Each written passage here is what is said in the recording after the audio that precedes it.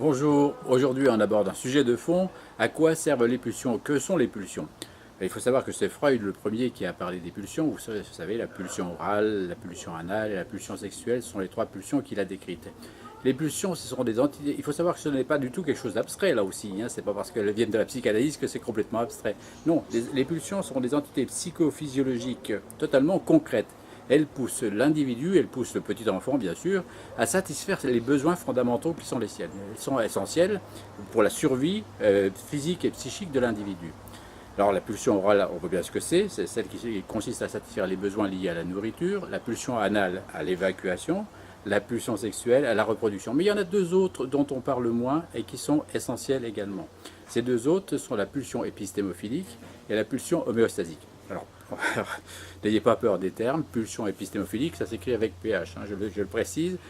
C'est la pulsion qui consiste à satisfaire les besoins d'autonomie de l'enfant. Le petit enfant a besoin de devenir autonome. Il ne peut pas toujours dépendre de sa maman, de son environnement.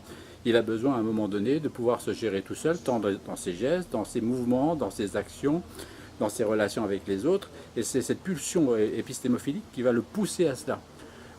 Simplement pour la maîtrise de son corps, le besoin de maîtriser son corps, on le voit bien à travers le bébé. Vous voyez, le bébé très naturellement dans son berceau, il fait des petits gestes, il touche ceci, il touche cela, met à sa bouche, bouge ceci, bouge cela, etc. Tout cela, il le fait naturellement, spontanément. Il est poussé à cela. Et c'est ces petits gestes, petit à petit, qui vont lui apprendre à maîtriser son corps.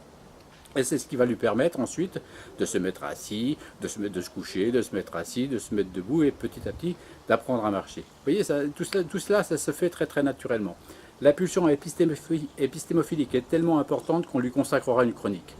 Et enfin, il y a la cinquième pulsion qui est la pulsion homéostasique qui consiste à rétablir un équilibre psychophysiologique de base qui est perturbé à travers la maladie, la fatigue du quotidien.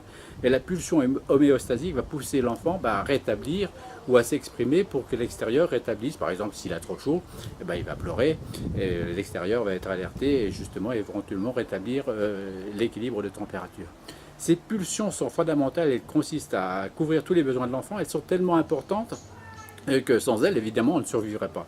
Et on pourrait penser aussi, en poussant plus loin notre raisonnement et notre analyse, que l'éducation va consister à accompagner ces pulsions. Il va accompagner ces pulsions, et de la qualité de ces accompagnements dépendra effectivement le bien-être de l'enfant.